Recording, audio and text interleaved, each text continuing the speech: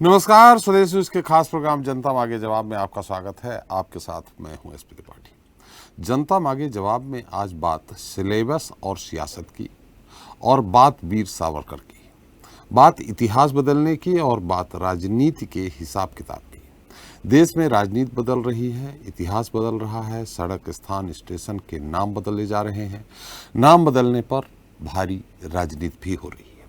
स्कूलों में शिक्षा का पैटर्न बदल रहा है। सिलेबस से कुछ चैप्टर हटाए जा रहे हैं तो कुछ चैप्टर जोड़े जा रहे हैं। बात मुगल की करें तो गांधी गोडसे की करें, या फिर सावरकर या मीर जाफर की। सिलेबस में थे तो चर्चा थी, नहीं है तो भी चर्चा हो रही। आज हम बात कर रहे हैं मध्य प्रदेश और उत्तर प्रदेश के पाठ्यक्रम में महापुरुषों की जीवनी को शामिल किए जाने की, पाठ्यक्रम में गीता का संदेश और भगवान परशुराम को पढ़ाने की, देश के वीरों की शौर्य गाथा को पाठ्यक्रम में शामिल किए जाने की भी। दरअसल देश के महापुरुषों, क्रांतिकारियों, सेनानी, समाज सुधारक, इतिहासकार और देश की आज़ादी में अपने प्राणों को न्यौछावर करने वाले महान भावों से रूबरू कराने की बात कही जा रही है। वीरों की शौर्य गाथा से परिचित कराने का दावा किया जा रहा है। दावा यह भी है कि अभी कई और महापुरुषों की जीवनियां सिलेबस में सम्मिलित की जाएंगी। हाल फिलहाल सावरकर को सिलेबस में शामिल किए जाने पर कई सवाल भी खड़े किए जा रहे हैं। ऐसे में सिलेबस में अब सावरकर हैं और सियासत में कई सारे सवाल, और इन्हीं सवालों के जवाब तलाशने की कोशिश हम जनता मांगे जवाब में करेंगे। सिलेबस में सियासत और वीर सावरकर। वीर सावरकर जी को भी पाठ्य पुस्तक में सम्मिलित करने वाले। इतिहास में जोड़ना ये शर्मनाक है और फ्रीडम फाइटर्स की तौहीन।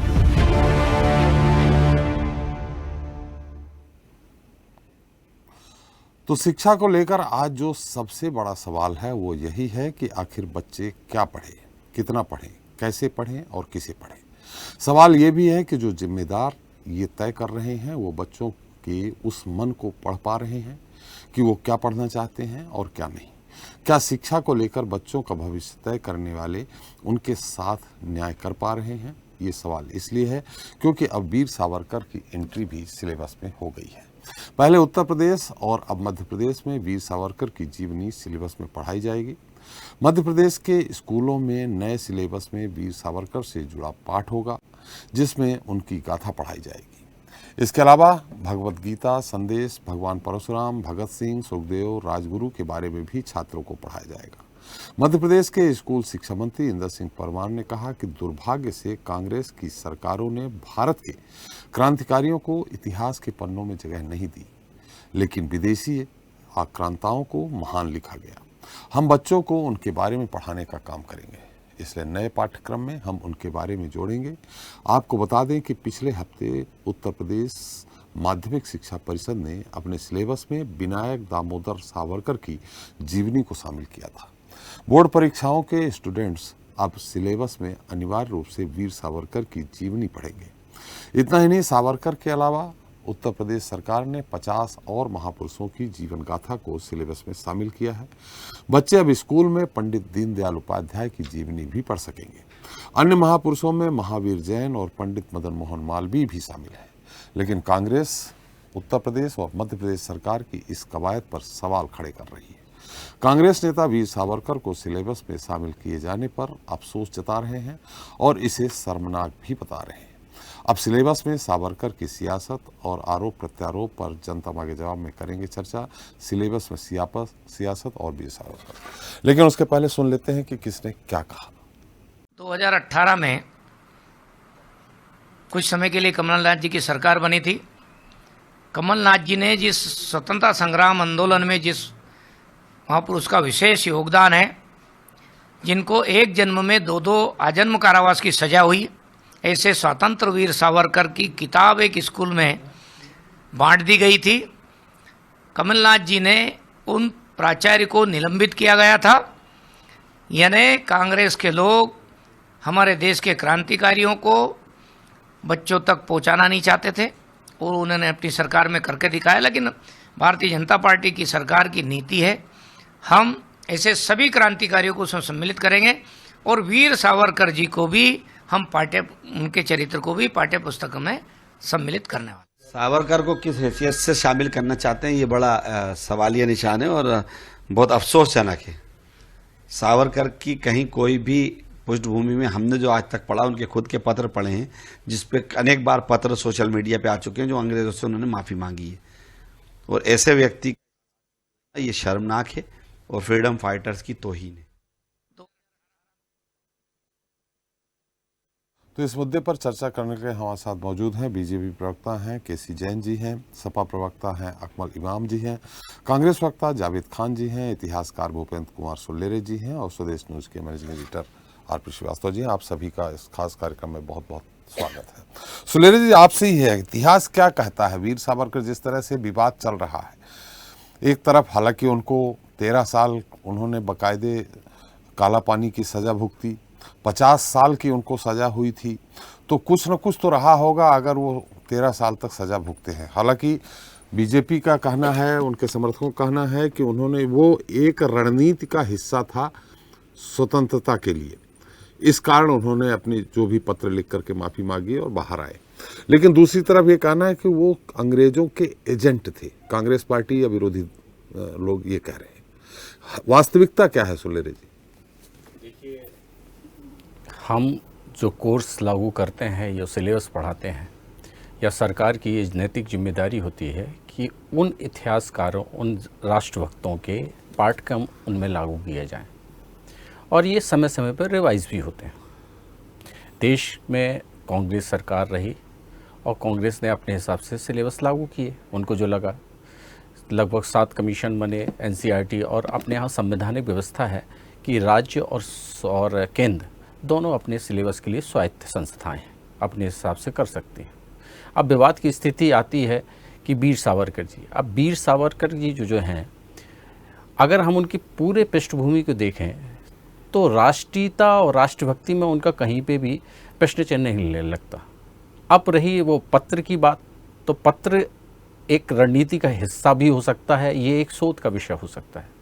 लेकिन अगर हम ये बात कहें कि उनकी राष्ट्रीयता और राष्ट्रभक्ति नहीं थी देश के प्रति, तो जो व्यक्ति को 2 बार कारावास मिला है और उनके पूरे जीवन में उनकी जो रचनाएं जो पढ़ी हैं, जो हमने साहित्य पढ़ा है, उनका जो लिखा हुआ, वो एक अच्छे चित्रकार भी थे, और जो उन्होंने लिखा है, जो कुरेजा है, जो दिखा है, वो राष्ट्रीयता से प्रेरित है।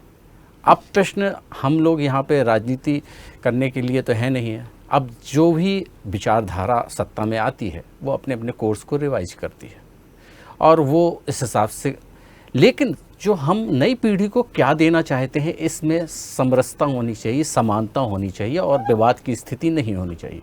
क्योंकि शिक्षा निश्चित रूप से राष्ट्र के प्रगतिशील और आगे बढ़ाने के लिए ही होती है, और अगर उसमें भी राजनीति और इस तरह से चीज़ रहेंगी तो ये एक समन्वय का, दोनों को, राजनीतिक पार्टियां या जो भी पार्टी हो, एक समन्वय की स्थिति होनी चाहिए। और विवादित की स्थिति से क्या होता है कि डिवीज़न होता है समाज में, और जो डिवीज़न किसी भी रूप से किसी भी राष्ट्र के लिए अच्छा नहीं होता है।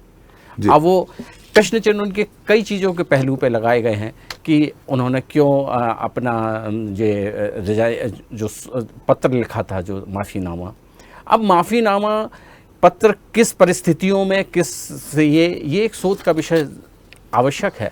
लेकिन हम इस चीज़ को तो मानते हैं कि जो उनकी राष्ट्रीयता कहीं ना कहीं राष्ट्र के प्रति थी, जीवन समर्पित था। अब बात यहाँ रही कि इस कोर्स को लागू करना और नहीं लागू करना पाठ्यक्रम में, तो उन्होंने बहुत से और भी उन्होंने अपने विचारधारा के, दीनदयाल उपाध्याय जी को लागू किया है, और भी कई सिलेबस में उन्होंने पाठ्यक्रमों में रखे हुए हैं। तो जब कोई सरकार आती है तो सरकार अपनी विचारधारा को पल्लवित करती है, क्योंकि वो नई पीढ़ी जो आती है वो आगे जाके उनके वोटर के रूप में प्रदर्शित भी होता है। लेकिन यहाँ पे राष्ट्र का चिंतन होना चाहिए, बल्कि सत्ता की लोलुपता नहीं होनी चाहिए। बिल्कुल सही कहा जी। ये नैतिक जिम्मेदारी हमारे, क्योंकि वो भी एक स्कूल से पढ़े हुए हैं, जो आज सत्ता में बैठे हुए हैं, वो भी एक पाठ्यक्रम पढ़ के आए हैं, और उस पाठ्यक्रम में कभी भी राजनीति अगर होगा तो ये निश्चित रूप से राष्ट्र के लिए और हमारे लिए कहीं से भी सार्थक नहीं है। चलिए हम राजनीति की बात करें, उसके पहले एक बार फिर श्रीवास्तव जी, आपने क्या पढ़ा है? आपने वीर सावरकर को क्या स्कूलों में पढ़ा है? हालांकि जिस तरह से आज़ाद चंद्रशेखर, राजगुरु, इन सब का, इनको तो पढ़ा गया है। हाँ, इन लोगों को तो पढ़ा गया जी, और बहुत सारे स्वतंत्रता सेनानियों को पढ़ा गया जिनको अभी सिलेबस में शामिल किया गया है या बताया जा रहा है। इनसे हम लोगों के ज़माने में भी इन सारे स्वतंत्र राजगुरु, चंद्रशेखर और भी जो तमाम स्वतंत्रता सेनानी थे उनका जिक्र जो है वो तो पढ़ा गया है। वीर सावरकर के बारे में कुछ थोड़ी बहुत जानकारी जरूर रही है, बट इतना ज़्यादा जानकारी नहीं थी। और उनके जीवनी और तमाम चीज़ों का जो आज सिलेबस में लगाया जा रहा है, सिलेबस में उनको जोड़ा जा रहा है, तो ये सब नहीं था। ये बात सही है। जहाँ तक वीर सावरकर के हमने देखा, अभी सुलेरी जी ने बताया भी कि उनके राष्ट्रीयता पर प्रश्न चिन्ह कोई नहीं खड़ा किया जा सकता है।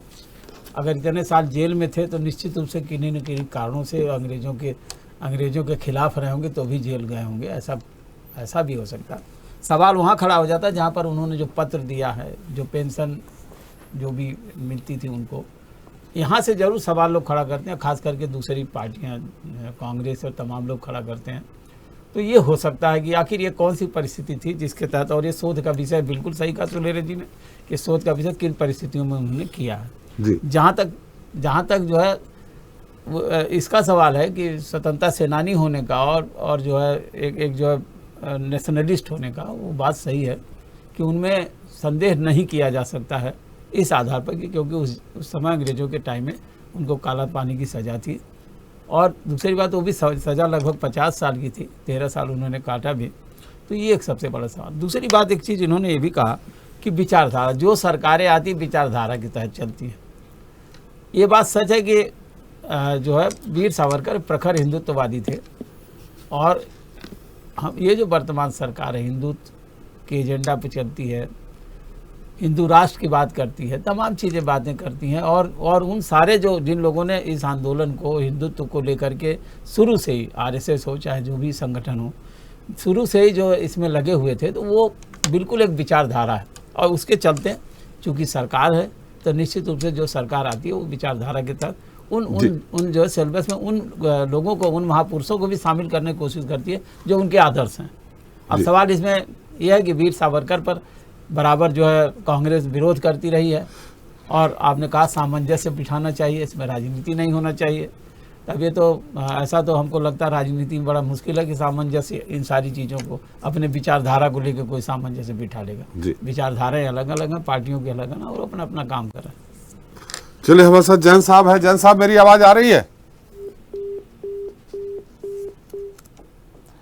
जैन साहब, मेरी आवाज आ रही है आपको?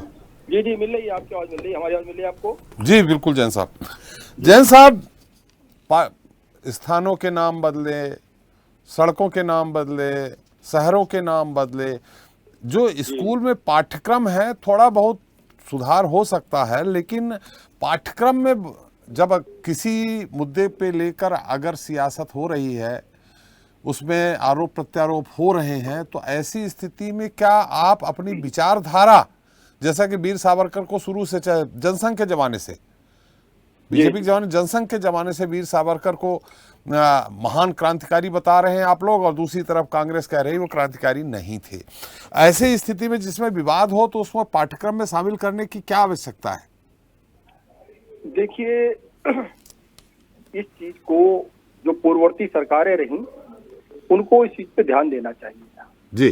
जो सरकारें अकबर को महान बताती रहीं, जो सरकारें गौरी गजनवी जैसे आक्रांताओं को महान बताती रहीं, जो सरकारें हमारे जो महापुरुष थे वो चाहे मुगलों से लड़े, चाहे मुगलों से लड़ते लड़ते अपनी पूरे साम्राज्य उनका समाप्त हो गया, लेकिन वो झुके नहीं।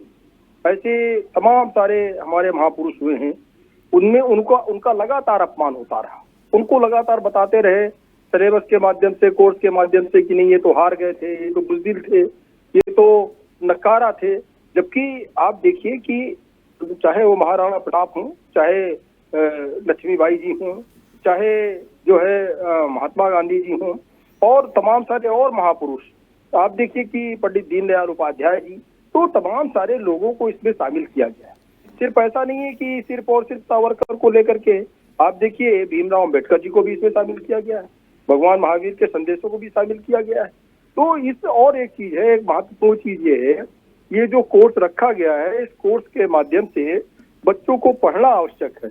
इसके नंबर कोर्स में नहीं जुड़ेंगे, इसके सिलेबस में रखा गया है जानकारी के लिए आप देखिए पहले क्या था उत्तर प्रदेश में कि महापुरुषों के नाम पे तमाम सारी छुट्टियां, लगभग 50-60 छुट्टियां ऐसी थी जिनकी कोई आवश्यकता नहीं थी। लेकिन अब क्या किया गया है कि उस दिन स्कूल खुलता है और स्कूल में जो है पढ़ाई होती है, पढ़ाई के साथ साथ उस महापुरुष, जिस महापुरुष के नाम पर केवल छुट्टी होती थी और उस महापुरुष के नाम पर बच्चे कुछ जानते ही नहीं थे, आज उन महापुरुषों के बारे में पूरे दिन कार्यक्रम होते हैं स्कूलों में, विद्यालयों में, और उनके बारे में पढ़ाया जाता है। बच्चे कम से कम जानते हैं कि किस महापुरुष की आज जन्म जयंती है। तो केवल और केवल राजनीति के लिए, केवल और केवल वर्ग विशेष को प्रभावित करने के लिए, केवल जात विशेष को प्रभावित करने के लिए कि आपके महापुरुष आपकी जाति के थे, तो महापुरुषों को जाति के आधार पर देखना, महापुरुषों को पार्टियों के आधार पर देखना, ये बिल्कुल गलत है। अगर लक्ष्मीबाई जी, जैन साहब, यहाँ हम सावरकर जी के बारे में पूछ रहे हैं आपसे, सावरकर जी के बारे में पूछ रहे हैं, महापुरुषों के बारे में नहीं। एक सवाल, दूसरा सवाल तो सुन लीजिए। सवाल ये है कि अगर इतिहास, जो इतिहास कहा जाता है, उसको पढ़ना है, अगर आप 500-700 साल पहले अगर कोई भी जानना चाहता है कि इतिहास क्या था, तो अगर आप ये सब विलुप्त कर देंगे, गांधी गोडसे का चैप्टर गायब कर देंगे, आप अकबर का चैप्टर गायब कर देंगे, गजनबी का चैप्टर गायब, भाई इनको महान ना बताएं आप, इसमें परिवर्तित कर दें, लेकिन इतिहास में तो पढ़ना जरूरी है ना कि आखिर था क्या, हमारा भारत देश था क्या। देखिए, अभी तो केवल महापुरुषों को, जो लगभग 50 महापुरुषों की जीवनी को शामिल किया गया है, उस पे तमाम सारे विपक्षी दल तमाम तरीके की बातें कर, नहीं, वो सिर्फ सावरकर पे आपत्ति कर रहे हैं, बाकी पे नहीं कर रहे हैं, सिर्फ सावरकर पे आपत्ति कर रहे हैं। नहीं, सावरकर तो एक बहाना है, सावरकर तो एक बहाना है। इनको दीनदयाल उपाध्याय जी से भी आपत्ति है, इनको अंबेडकर से भी आपत्ति है, ये कहते जरूर है, इनको पटेल से भी आपत्ति है। आप देखिए जितनी योजनाएं, देश भर की जितनी योजनाएं रही, केवल गांधी परिवार के नाम पर नहीं। क्या प्रधानमंत्री जी का, अगर प्रधानमंत्री का एक पद होता है, प्रधानमंत्री के नाम पर क्या योजना नहीं हो सकती थी?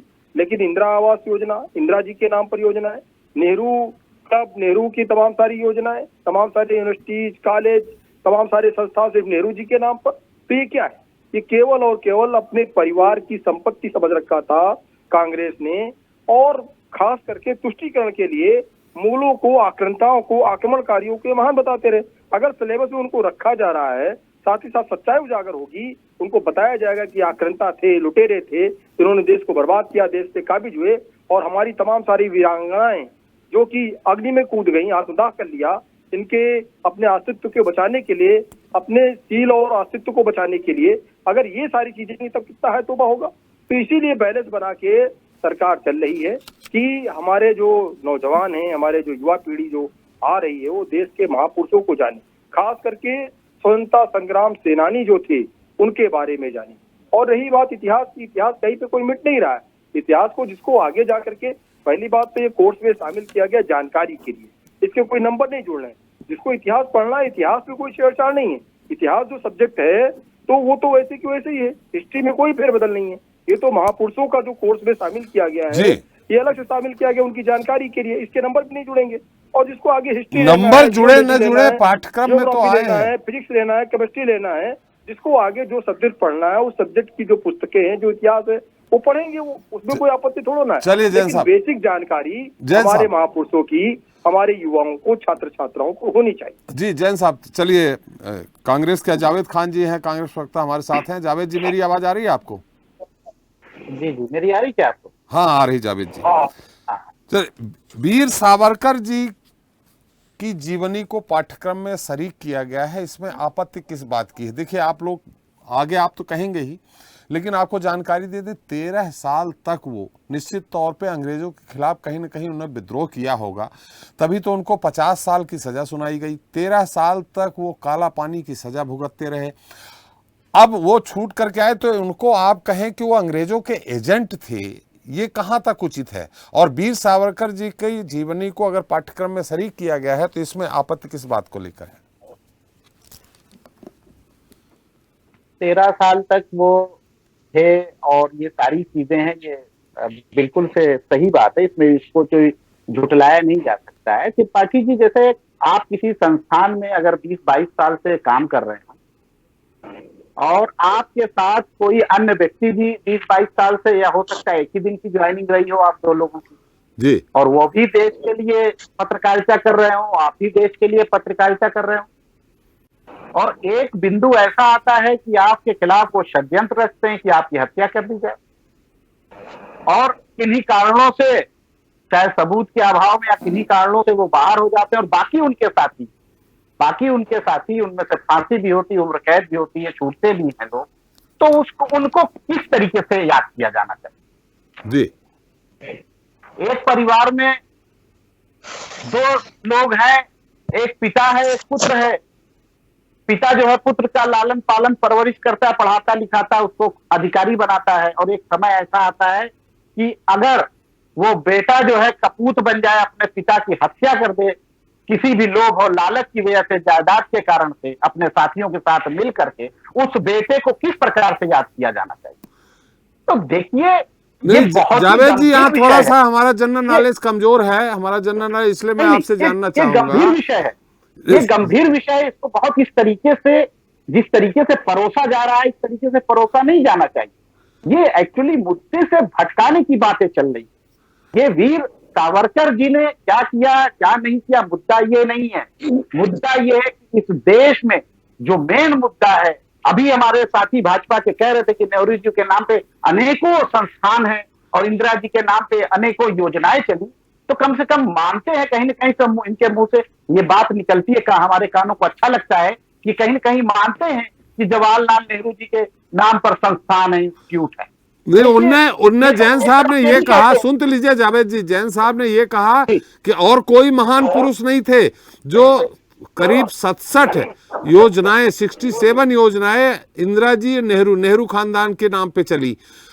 कम से कम 3 सैकड़ा 4 सैकड़ा से ज्यादा संस्थान जो बने हैं, अलग अलग जगहों पे भवन बने हैं, वो नेहरू और इंदिरा जी के नाम पे, मैंने नेहरू खानदान के नाम पे ही है, ये उनका कहना है। और रहा सवाल, मैंने आपसे इसके पहले भी कहा कि मेरा जनरल नॉलेज थोड़ा ठीक कमजोर है, इसलिए मैं आपसे सवाल करना चाह रहा हूं।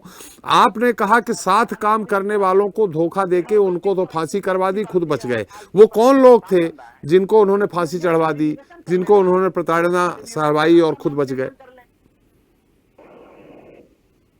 10 साल 9 साल से सरकार चल रही है, तो ये कंटिन्यूएशन ऑफ द नॉमिनेशन करने, जो हमने नॉमिनेशन अगर किया था, तो ये आगे जो इंस्टीट्यूट बना रहे हैं उसमें जो लोग बचे रह गए थे, हमसे गलती हो गई थी, उन नामों को बढ़ा लेते। किसी ने रोका तो नहीं, इनके हाथ को किसी ने पकड़ा तो नहीं। आपकी पूर्ण बहुमत की सरकार चल रही है, आप जो बचे हुए हमसे रह गए थे स्वतंत्रता सेनानी, बिल्कुल उनके नाम को आप आगे बढ़ा लेते। लेकिन ये नहीं हो रहा है। ये हो रहा है कि हमारे आने वाले पीढ़ी को गुमराह करने के लिए इस तरीके की बातें हो रही हैं। मैं आपको एक चीज बताता हूं कि पोते ने दादा की तस्वीर ये कहकर फाड़ दी कि मेरा एल्बम नया नया है, ये तस्वीर पुरानी है।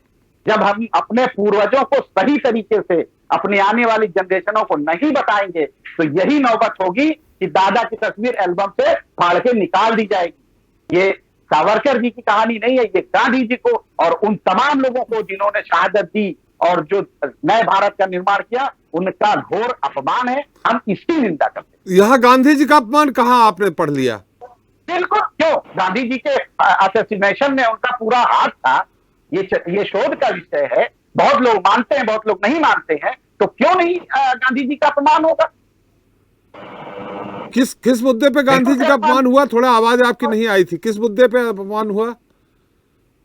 उनकी शहादत में इनका पूरा हाथ था। ये कुछ पक्ष मानता है, कुछ पक्ष नहीं मानता है। सबूतों के अभाव में ये बाहर हो गए थे, बरी हो गए थे। तो ये गांधी जी का अपमान नहीं तो और क्या है? कौन बरी हो गए थे? नाथूराम गोडसे को फांसी हुई भाई। नहीं, सावरकर जी की बात कर रहा हूं मैं, नाथू जी की बात ही नहीं कर रहा हूं। तो डिक्लेयर्ड है जी। इनका भी हाथ था।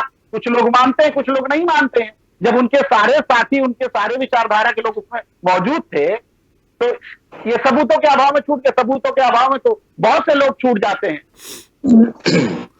मानने वाले अपनी आस्था रखते हैं। हम मानते हैं कि इनका हाथ था, हमारी आस्था है।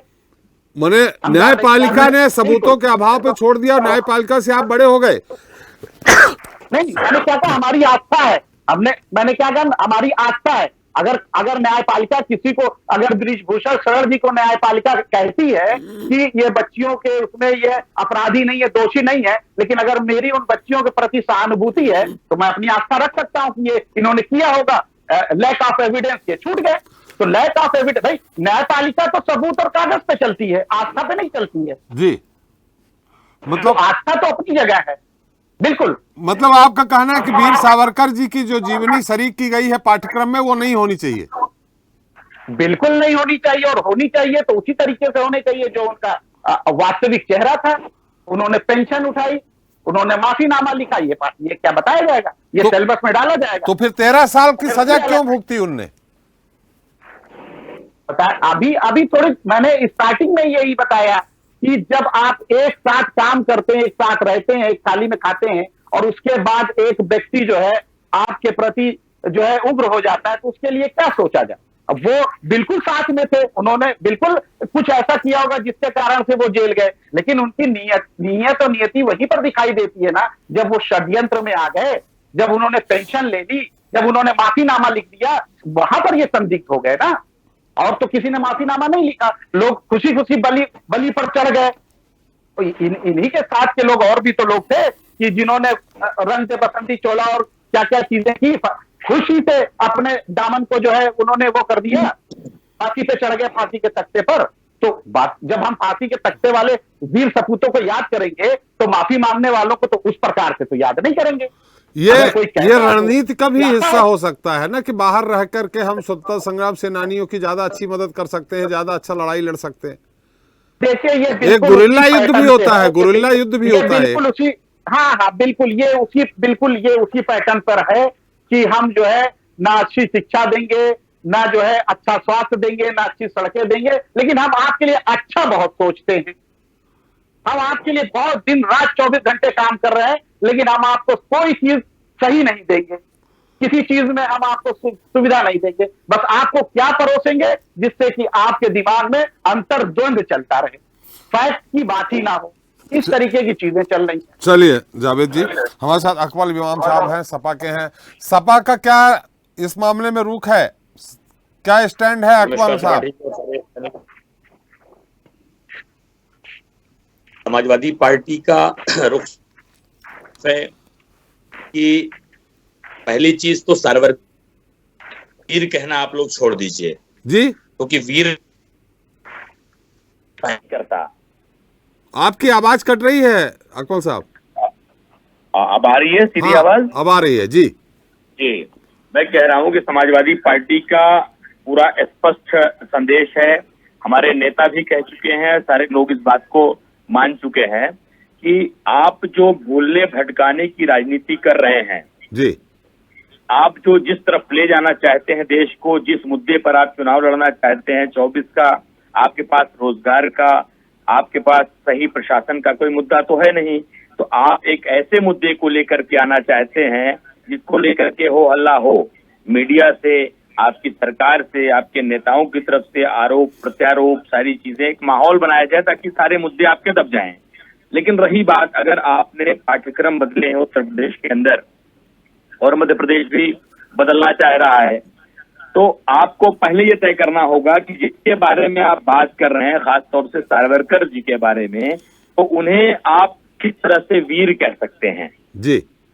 विनायक दामोदर आप कहिए तो ठीक बात है, अगर मीडिया के लोग भी अगर वीर कह रहे हैं तो इस शब्द पर मुझे आपत्ति है, क्योंकि वीर सिर्फ वो लोग कह सकते हैं जो उन्हें मानने वाले हैं, और उन्हें मानने वाले वो लोग हैं जो देश को कमजोर करना चाहते हैं, जिन्होंने स्वतंत्रता आंदोलन में इस संगठन में काम नहीं किया, जो विचारधारा जिसने द्विराष्ट्र का सिद्धांत दिया। क्या सावरकर स्वतंत्रता आंदोलन में शामिल नहीं थे? देखिए, कहाँ कौन सा सबूत ऐसा मिलता है? अगर अपने भाई को एक पिस्टल मुहैया करा के नासिक के कलेक्टर की हत्या करवाना अगर स्वतंत्रता संग्राम था जिसके कारण वो जेल गए, तो उसके बाद अगर उसी पर अडिग रहते, वो भाई उसी पर अडिग रहते, उन्होंने तो माफी मांगी, एक बार नहीं कई बार मांगी, और दया पत्र क्या, उसे तो आश्वासन पत्र कहिए। जिस तरीके से उन्होंने लिखा कि मैं बाहर निकलूंगा तो मैं आपकी मदद करूंगा, जेल के अंदर रह के जो नहीं कर सकता वो करूंगा, और उसके बाद मैं राजनीति में नहीं आऊंगा, सारी चीजें तो उन्होंने कही है। एक एक बात सब तो सामने है, आपके भी सामने है, मुझे बताने की आवश्यकता नहीं है जी। तो इस तरह से देखिए, इतिहास पढ़ाइए, लेकिन सच्चा इतिहास पढ़ाइए, इतिहास को तोड़ मरोड़ के झूठ को मत फैलाइए, रायता मत फैलाइए। देश में आपने बहुत चीजें बदलने की कोशिश की है, आप और चीजें बदलना चाहते हैं, कितना बदलेंगे? आप सीधे कहिए ना कि आपका सारा फोकस संविधान बदलने पर है। आप जो ये धीरे धीरे चीजें बदल रहे हैं, शहरों के नाम से लेकर के और शहरों के नाम और सिलेबस से संविधान, लेकर इस के- दोनों में बहुत अंतर है अकबल साहब। जी जी शहरों के नाम बदलना, स्थानों के नाम बदलना और संविधान बदलना, इन दोनों में बहुत अंतर है। अरे भाई, संविधान कर तो रहे हैं लोकसभा कि में- इसमें टेस्ट है ना जी। ये धीरे धीरे टेस्ट ले रहे हैं कि हमने ये बदला कोई नहीं बोला, हमने ये बदला कोई नहीं बोला। अब नई पीढ़ी को ये नए तरीके की बात बता करके, एक एक चोर को राजा बता करके अगर ये जो पढ़ाएंगे वही लोग पढ़ेंगे, उसी को पढ़ करके आने वाली पीढ़ी जो है दिग्भ्रमित होगी। सही इतिहास तो पढ़ाया नहीं जाएगा। दरअसल जो चीजें नागपुर से चल रही हैं, सारा इतिहास, सारा साहित्य नागपुर वाला पढ़ाने का प्रयास किया जा रहा है, और नागपुर का साहित्य पढ़ करके बुद्धि भ्रष्ट होगी, बाकी कुछ नहीं हो सकता। अकबर साहब, जो अभी अकबर को महान बता रहे थे, क्या वो सही है? क्या चीज? जो अभी तक पढ़ाया जा रहा है, जिसमें बता रहे कि अकबर को महान बताते थे, वो सही है क्या? अकबर महान थे? देखिए, अकबर महान थे या नहीं थे, पूरा इतिहास साक्षी है।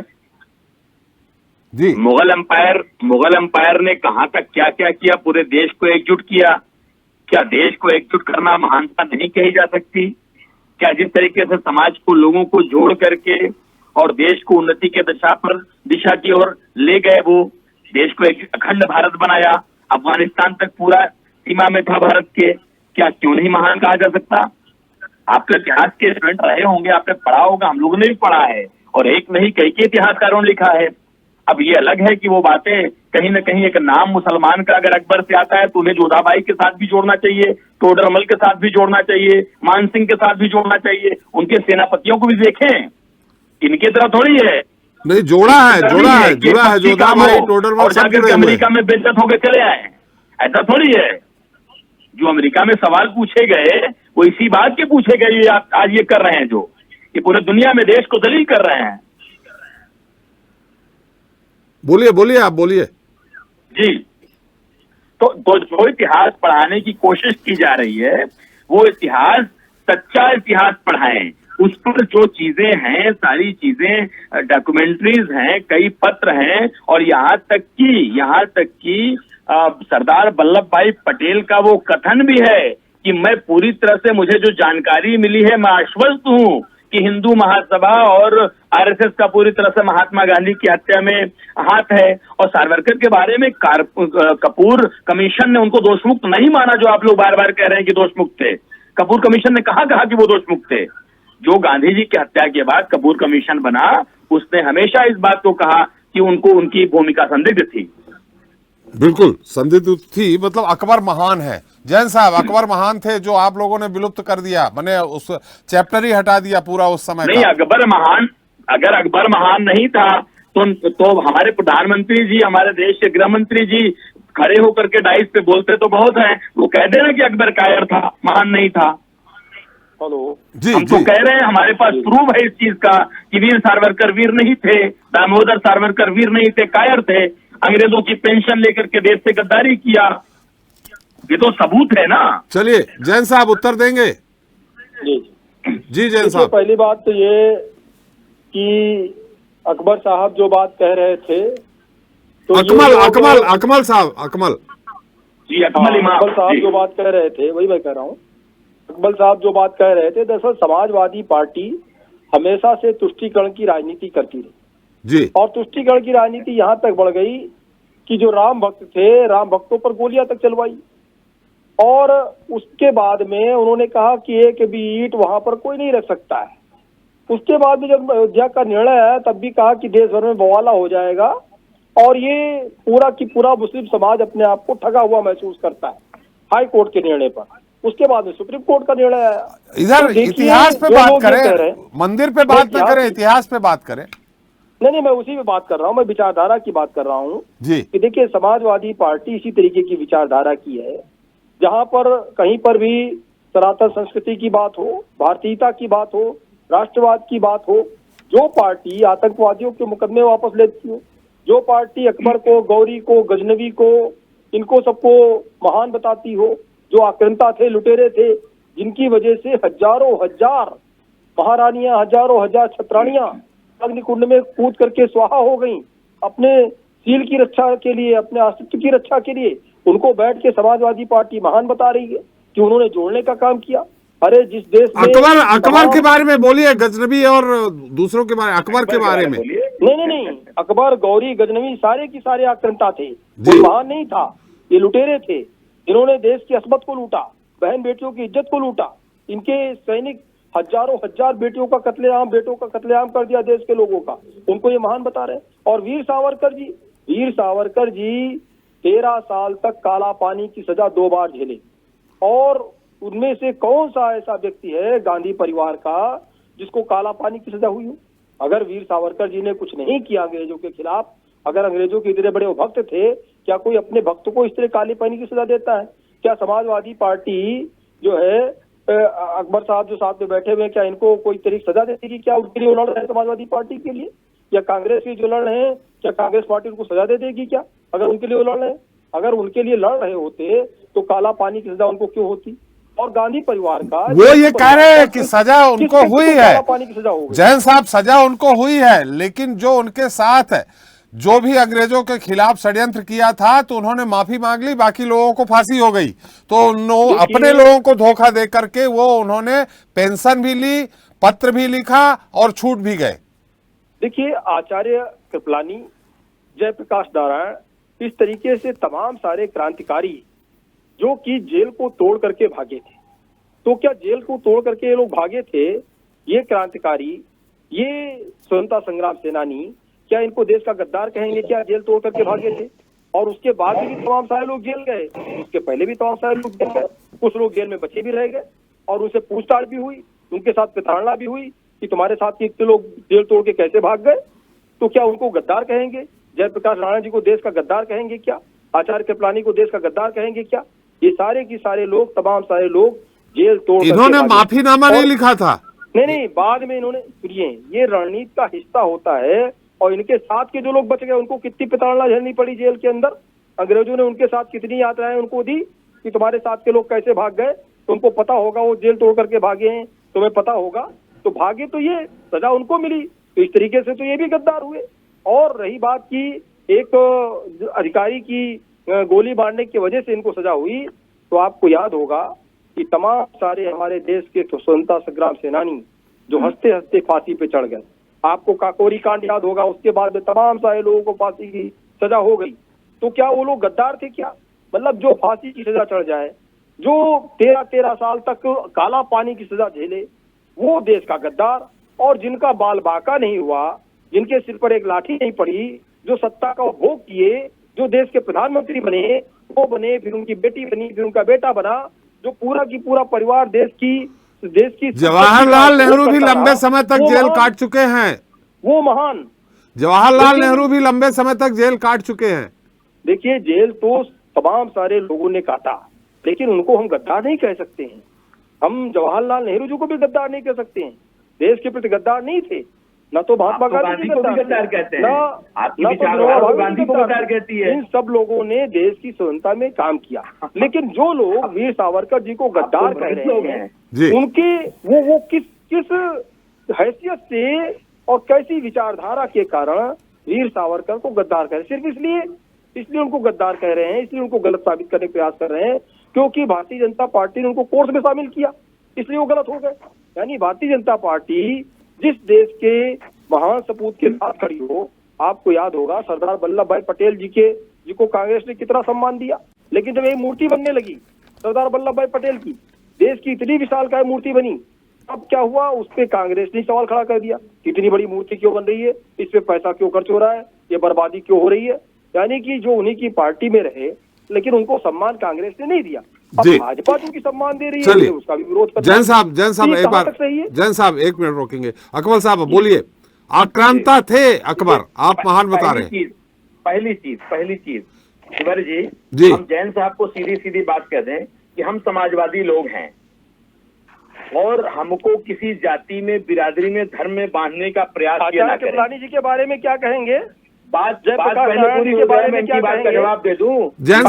जैन साहब उत्तर सुन लीजिए। आप कह रहे थे चुप थे, उनकी बात सुन लीजिए। जैन साहब उनकी बात सुन लीजिए। जैन साहब पूरी बात सुन लीजिए। जैन साहब समाजवादी जैन साहब अकबर जी की बात आने दीजिए, मैं फिर आपके पास आ जाऊंगा। अकबर जैसे लुटेरे समाजवादी और अकबर जैसे समाजवादी कभी वेश्यावृत्ति जातिवादी वाले नहीं जो होता, आप बता रहे हैं। समाजवादी कभी उन्मादी नहीं होता, कभी धार्मिक उन्माद नहीं फैलाता। ये काम आपका है। हम समाजवादी हाँ, हैं, आप लेकिन दक्षिणपंथी आतंकवादियों के हैं मुकदमे और वापस आपका लेती काम है। ही यही है। आतंकवादियों के मुकदमे देखिए, वापस लेती है, लेकिन समाजवादी पार्टी आतंकवादी अगर देखना है तो भोपाल की सांसद को देखिए। आप देखिए भोपाल की सांसद कौन है आपकी। आतंकवादी आपने छोड़ा, ले जाके मौलाना अजहर मसूद को कंधार पर आपका छोड़ने काम वाले यही है। आप लोग थे। इतने कांग्रेसियों आतंकवादी ने या पकड़े सपाइयों गए ने नहीं छोड़ा। तो किस धर्म किस आप संप्रदाय से पकड़े देखिए, जाते हैं? आतंकवादियों पर कौन आप होते हैं जो बोलने के विस्फोट अधिकारी करते नहीं हैं? है, भारत क्योंकि देश के पुलवामा अंदर। का सच आज तक लेकिन नहीं जब से आया। भाजपा की सरकार आई, पठानकोट का सच एक आज तक एक नहीं एक करके आया। एक बोलेंगे तो उत्तर आ जाएगा। जैन साहब एक मिनट, उनकी बात आ जाए, मैं जैन फिर आपके साहब। पास आ जाऊंगा। जैन साहब एक मिनट, अकमल जी की बात आ जाए, मैं फिर आपको आपके पास आ जाऊंगा। आप अपनी बात रखिएगा। अकमल जी बोलिए थोड़ा संक्षेप में। जी देखिए, आतंकवाद पर इन्हें अगर बात करनी है, हम समाजवादियों पर ये आरोप लगाते हैं जातिवादी होने का।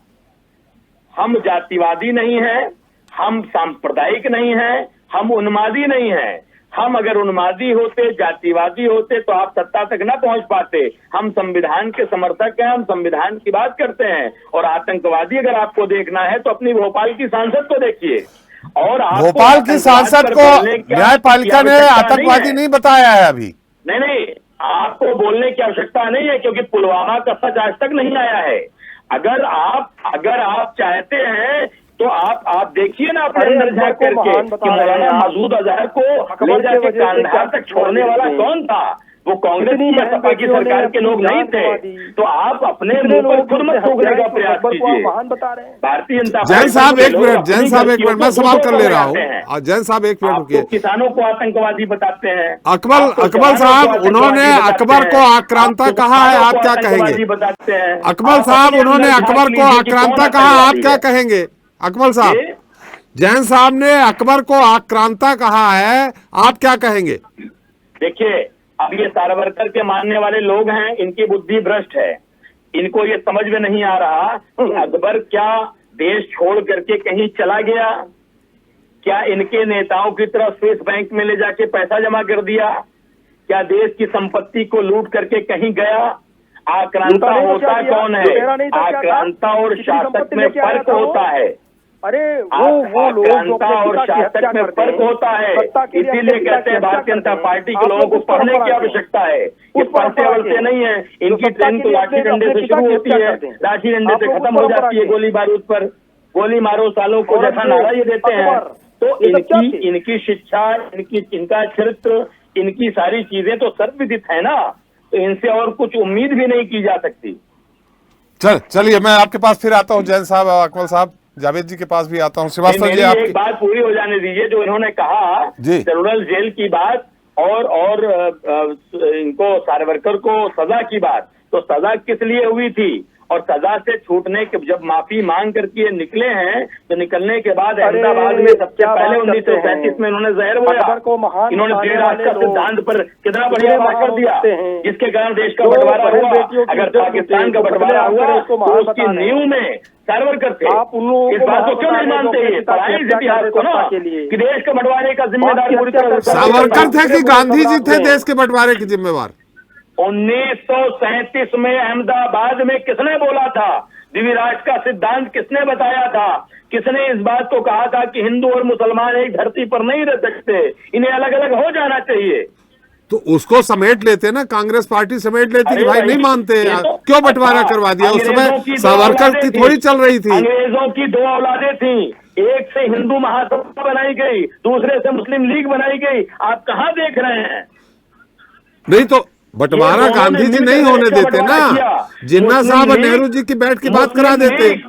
मुस्लिम लीग के जिन्ना और आरएसएस हिंदू महासभा के सावरकर और हेडगेवार, यही तो थे जी। यही तो थे देश के बंटवारे के जिम्मेदार। पढ़ाइए ना इतिहास, आप जो पढ़ाना चाहते हैं, ईमानदारी करिए। जैसे देश के जवानों के साथ, पहलवानों के साथ, किसानों के साथ। चलिए अकबर साहब, जैन साहब मैं आ रहा हूँ। अकबर साहब आपकी बात आ गई, मत कीजिए। अकबर साहब आपकी बात आ गई। और भी अतिथि है हमारे साथ, अकबर साहब, जैन साहब और भी अतिथि हैं। जो लोग सत्ता में बैठे, जैन साहब एक मिनट, अकमल जी, अकमल जी थोड़ा सा रुक जाइए, मैं फिर आऊंगा आपके पास। कत्लेआम करने वाले, अरे अकमल जी भाई एक मिनट, तर्क पे बात करें, तर्क पे बात करें, तर्क पे बात करें। श्रीवास्तव जी आपकी टिप्पणी इस मुद्दे पे। देखिए त्रिपाठी जी, चलिए धन्यवाद। हम उसी बात पर आएंगे कि जो विचारधारा की बात सुलेरे जी ने कहा, जो एक विचारधारा है, वीर सावरकर की एक विचारधारा थी, हिंदुत्व की विचारधारा, जिस पर वर्तमान सरकार, वर्तमान भारतीय जनता पार्टी उसको आगे लेके चल रही है। और जहाँ तक वीर सावरकर के बारे में है, जो 13 साल उन्होंने जेल में भुगता, निश्चित रूप से एक जो बड़ी लंबी अवधि होती है, और अगर उन्होंने बाहर आने में क्या किस कंडीशन में वो बाहर आए, ये अभी तक कोई बता नहीं सकता जी। दूसरी बात यह है कि उन्होंने माफ़ीनामा लिखा, ये भी बात सच है, उन्होंने पेंशन ली, ये भी बात सच है। अब इसके बीच में क्या स्थितियां बनी हैं, ये देखने वाली बात होगी। लेकिन जहाँ तक आरएसएस, हिंदू महासभा, तमाम चीज़ों में वीर सावरकर एक जो है उसकी धुरी रहे हैं, और जब धुरी रहे तो निश्चित रूप से जब भी सरकार कोई, जब सरकार इस विचारधारा की सरकार है तो उनको महिमा मंडित करने का काम जरूर करेगी। लेकिन उन्होंने अन्य महापुरुषों को भी इग्नोर नहीं किया, ये भी देखने वाली बात होगी। जहाँ तक रहा कांग्रेस और भाजपा के को लेकर के, तो ये पार्टी की अपनी अपनी विचारधारा है। हमेशा जो सावरकर को लेकर कांग्रेस विरोध करती रही। अभी आप देखे होंगे राहुल गांधी ने बोला कि मैं वीर सावरकर नहीं हूँ, माफ़ी नहीं मांगूंगा। अब सवाल है कि उन्होंने उसको ये टैग लाइन दे दिया कि सावरकर जो माफ़ी मांगने वाले हैं और नहीं मानेंगे। तो ये मेरा ये कहना है कि इस तरह का जो है आपस में कन्फ्लिक्ट है, और ये टकराव होता रहेगा। वर्तमान में जब कोर्स में उत्तर प्रदेश और मध्य प्रदेश में सरकार ने जो शामिल किया है, तो ये एक टकराव होने की स्थिति बनी है, और ये बनेगी भी। और जहाँ तक रहा कि जिस तरह से आप देखेंगे कि इन महापुरुषों को, जीवनी को शामिल करना, उनके बारे में बताना, तो बताना चाहिए, बट ये है कि उसमें थोड़ा एक सामंजस्य भी होना चाहिए। कोई भी शिक्षा को राजनीति का अखाड़ा नहीं बनाना चाहिए। मेरे ख्याल में आज की डेट में शिक्षा को लेकर के अगर कोई बदलाव हो रहा, तमाम चीज़ें हो रही है। अभी पिछले दिनों में आप देखा होगा आपने कि उसमें से बहुत सारे कोर्स हटा दिए एनसीईआरटी ने। तो ये शिक्षा को एकदम राजनीतिक एजेंडा को लेकर के नहीं आगे बढ़ना चाहिए। और जहाँ तक वीर सावरकर के बारे में, तो ये एक बात तय है कि अगर कोर्स में शामिल भी होते हैं तो उससे कोई बहुत ज़्यादा फर्क नहीं पड़ता है। लेकिन ये बात ज़रूर है कि एक जो है राजनीतिक जो अलग अलग सोच है, उसका आपसी टकराव हो रहा है। चलिए हमारे साथ बीजेपी से चेतन सिंह जी जुड़ गए हैं। चेतन जी, तो समय बहुत कम है, आपसे संक्षेप में जानना चाहूँगा कि जिस तरह से अगर विरोध हो रहा सावरकर जी को लेकर के, तो क्या पाठ्यक्रम में शामिल करना जरूरी था? अगर जरूरी नहीं होता त्रिपाठी जी, तो पाठ्यक्रम में शामिल ही क्यों होते हैं जी? हिंदुत्व नाम को स्थापित करना, उनके चरित्र के साथ में एक वरिष्ठ वकील, वरिष्ठ लेखक, वरिष्ठ विचारक, वरिष्ठ कवि, वरिष्ठ राजनीतिक, वरिष्ठ नाटककार, हिंदुओं को, लाखों लोगों को जो उन्होंने अपना धर्म दबाव में बदल लिया था, उनको वापस हिंदुत्व में लेकर के आना, राजनीतिक दर्शन में उनका उपयोगितावाद, सार्वभौमिकता, व्यावहारिकता, यथार्थवाद, आखिर ये कौन सी कमी है कि हम इनको शामिल नहीं करते? जिन लोगों ने अभी तक शामिल नहीं किया, गुनहगार वो लोग हैं जो भारत के इतिहास के साथ भारत वंशियों को जोड़ करके नहीं, तोड़ करके रखना चाहते हैं। क्या डॉक्टर हेडगेवार जी को लेकर के स्कूल की पुस्तक में हिंदुत्व पढ़ाना उचित है क्या? मैंने ये नहीं कहा कि हिंदुत्व को पढ़ाया जाए, लेकिन हिंदुत्व को बताना बहुत जरूरी है साहब। ये देश किन लोगों ने बनाया है, ये देश किसने बनाया, कहां से चल कर के आया, ये बताना बहुत जरूरी है। तो फिर तो दूसरे संप्रदाय के लोगों को जो महान रहे उनको भी बताइए। एपीजे अब्दुल कलाम साहब जैसे महान लोगों का भारतीय जनता पार्टी लगातार स्वागत करती, सम्मान करती, अभिनंदन करती, वंदन करती, और जरूरत पड़ेगी तो जो करना है इतिहास में वो भी करेंगे। बन के तो दिखाएं लोग। अशफाक उल्लाह खां को इतिहास से कौन निकाल सकता है? क्या मैं उन तमाम लोगों से पूछना चाहता हूं, क्या अशफाक उल्लाह खां स्वतंत्रता संग्राम सेनानी नहीं थे? उनके साथ क्या आपने उनके चरित्र के साथ में न्याय किया है? ये नहीं कर सकते। जिनकी आत्मा केवल वोट बैंक पर भटकती है त्रिपाठी जी, वो लोग नहीं कर सकते। इस देश में राष्ट्रवाद के लिए कोई हिंदुत्व जरूरी नहीं कि हिंदुओं के साथ ही जरूरी नहीं है, हिंदू, मुस्लिम, सिख, ईसाई, पारसी कोई भी हो सकता है जो इस देश में राष्ट्रवाद की पतवार को थाम करके चल सकता है। चेतन जी, चूंकि आप बहुत देर से जुड़े हैं, हमारा समय भी कम है, एक बार फिर जावेद जी के पास जाएंगे, सुलेरे जी आपकी टिप्पणी लेंगे उसके बाद। जावेद जी, मेरी आवाज आ रही है आपके पास? जी जावेद जी, ठीक है, उन्होंने आपसे पहले एक सवाल है कि अकबर महान थे या आक्रांता थे, आपसे जानना चाहूंगा। मुझे अकबर से क्या लेना देना, मैं तो नए भारत में जी रहा हूँ जी।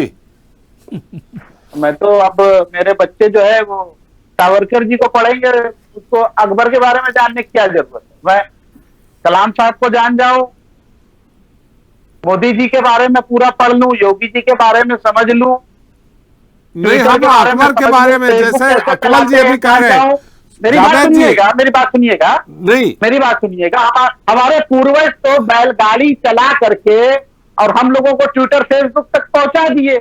अब आगे हम लोग की जिम्मेदारी है कि हम अपने बच्चों को क्या परोसने वाले। नहीं, आप नहीं पढ़ा, स्कूल पाठ्यक्रम की बात करिए, थोड़ा सा दूसरी तरफ बात मत करिए, परोक्ष रूप से बात मत करिए, प्रत्यक्ष रूप से बात करिए, प्रत्यक्ष रूप से बात करिए। को पढ़ने की क्या जरूरत है जो बैलगाड़ी से चलते थे, किसानी करते थे, प्याज और अरे हम बात कहीं और कर रहे हैं, आप कहीं, हम बात कर रहे हैं आपसे कि अकबर महान थे, आक्रांता थे, सीधे सीधे। अच्छी अच्छी चीजें जो है पढ़नी चाहिए।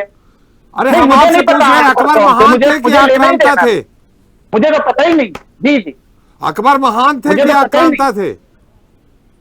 नहीं, मुझे तो पता ही नहीं अकबर कौन थे। चलिए, बहुत मैंने नहीं पढ़ा। चलिए, ये तो पता होगा। मैंने गांधी जी के बारे में पढ़ा है। अरे जावेद जी, मैंने गांधी जी के बारे में पढ़ा है। जावेद जी, जिस पिस्टल से उनका मर्डर हुआ था गांधी जी का, आजाद भारत का जो सबसे भयावह दिन था, वो मैंने पढ़ा है। अगर कहिए तो मैं बता दूं। नहीं, वो मत बताइए, हमारे सवाल का दूसरा उत्तर दे दीजिए। किस डॉक्टर ने वो पिस्टल प्रोवाइड की थी, कहां से आई थी वो पिस्टल, मारने से पहले क्या खाया गया था, किस होटल में रुके थे, क्या उनकी सोच थी, मैं बता दूंगा। मैं तो गांधीवादी हूं।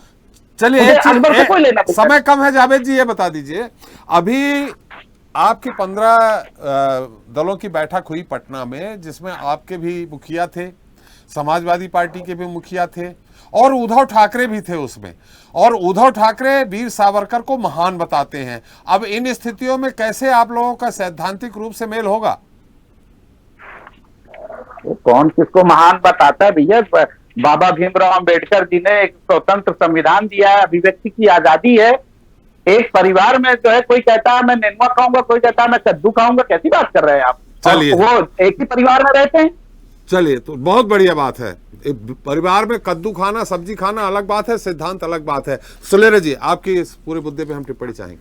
देखिए, अभी मैंने राजनीतिक लोगों को सुना, और निश्चित रूप से कुछ लोग, जैसे समाजवादी पार्टी के अकलवल जी जो बोल रहे थे, वो स्वतंत्रता की अभिव्यक्ति जो संविधान में दी गई है आर्टिकल 19 के तहत, वो काफ़ी कुछ उसकी प्रतिक्रिया और क्रिया कर रहे थे।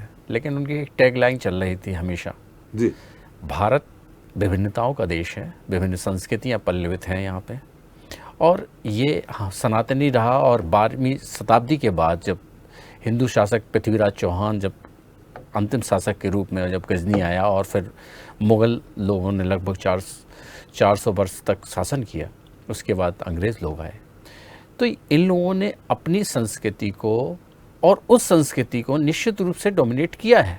ये इतिहास मानता है इस चीज़ को। हम लोग वैज्ञानिक रूप से परिप्रेक्षित थे, आगे थे। अब रही यहाँ पे स्वतंत्रता आंदोलन और उसकी चीज़ की बात सावरकर जी की बात, सावरकर जी की बात मैं कर रहा हूँ। सावरकर जी के में बहुआमी प्रतिभा के धनी थे। वो उस समय जब शिक्षा के मायने कम होते थे, वो बहुत बैरिस्टर थे। दूसरी बात, उन्होंने एक अच्छे रंगकार थे, एक अच्छे शिल्पकार थे, एक लेखक थे, कवि थे। उनके अंदर उनकी कविताएं पढ़ें आप तो लगता है कि ओतप्रोत और राष्ट्रीयता उनके खून में थी। अब विवाद इस चीज़ का है कि वो हिंदूवादी तत्व से जुड़े हुए थे, तो निश्चित रूप से हिंदुत्व उनकी आइडियोलॉजी थी। तो आइडियोलॉजी किसी की चीज़ की होना, आप जिस तरह से है, तो वो एक अलग विषय है। लेकिन हमारा ये भी मानना है कि देश की आज़ादी में क्या यहाँ के जो आदिवासी लोग हैं उनका योगदान नहीं रहा क्या? आप अगर 4-5 नेताओं के अलावा अगर देखें तो 7वां-8वां नेता नहीं मिलता है। तो ये भी तो एक शोध का विषय है कि जो हमारे यहाँ के आसपास के जो क्षेत्र के क्रांतिकारी लोग हैं उनका जो इतिहास में स्थान क्यों नहीं है, वहाँ के लोकल पाठ्यक्रमों में स्थान क्यों नहीं है। क्या अगर इस चीज़ को अगर लागू किया जा रहा है तो उसका विरोध तो करिए, लेकिन सार्थक रूप से करिए। लेकिन अगर हमारे पूर्वज लोगों का गौरवपूर्ण इतिहास नहीं बताया जाएगा तो कहाँ बताया जाएगा? क्या कि दूसरे मतलब सावरकर जी को पाठ्यक्रम में शामिल करना सही है आपके अनुसार? नहीं, इतिहासकार हैं, इस कारण में आपसे जी ये देखिए क्या है, अगर एक विचारधारा थी उनके साथ तो लेके एक राष्ट्रीयता की तो विचारधारा थी, एक उनके अंदर राष्ट्र प्रेम भी तो था।